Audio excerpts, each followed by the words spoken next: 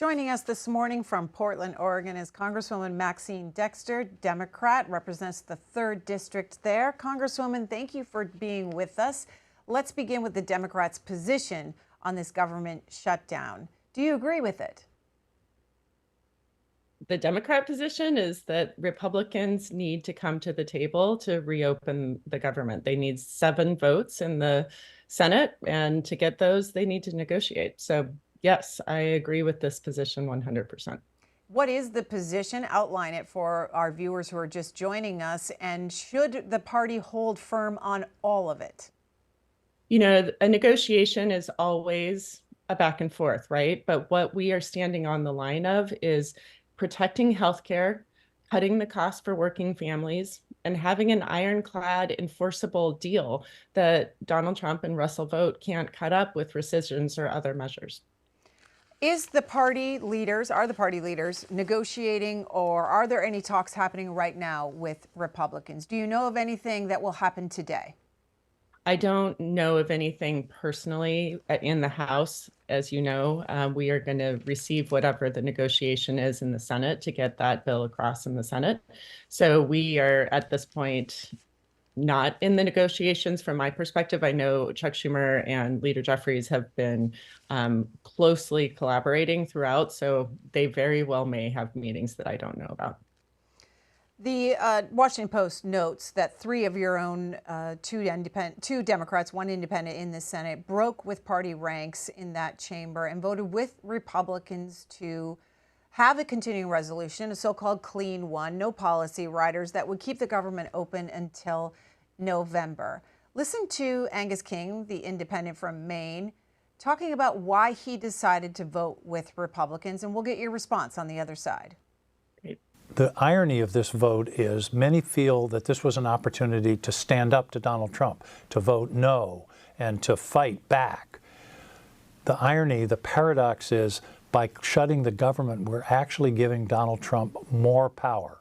And that was why I voted yes. I did not want to hand Donald Trump and Russell Vought and Stephen Miller additional power to decimate the federal government, to decimate the programs that are so important to so many people. Here is what Donald Trump said just this afternoon. We can do things during a shutdown that are irreversible, that are bad for them, he means the Democrats, like cutting vast numbers of people out, cutting things that they like, cutting programs that they like. We can do things medically and other ways, including benefits. We can cut numbers of people out. Maya Angelou once said, if someone tells you who they are, you should believe them. Donald Trump, in this quote, tells us what he plans to do if there's a shutdown, and it will not be good for the American people. Congresswoman, the Russell Vought, the budget director, has said there could be mass layoffs in the coming days. He's already started cutting programs and posting on X which programs that they are cutting. So did the Democrats further empower the executive branch? Absolutely not. You know, what we know is they don't need a shutdown to massively lay off people. They've been doing it illegally throughout their 9 months in office or in power right now.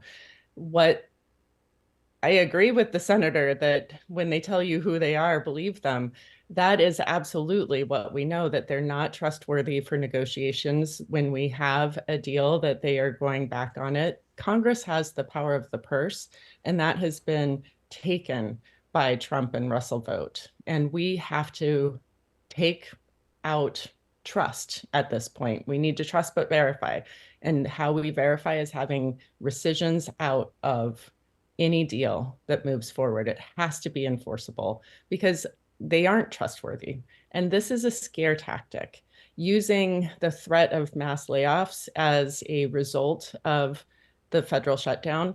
In fact, they've been doing it already, and federal employees are more protected from layoffs during a shutdown.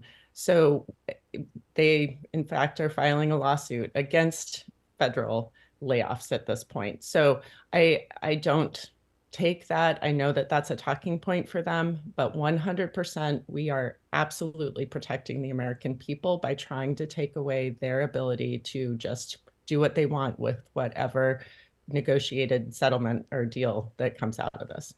Congresswoman Maxine Dexter, our guest here this morning until the end of the Washington Journal at the top of the hour. So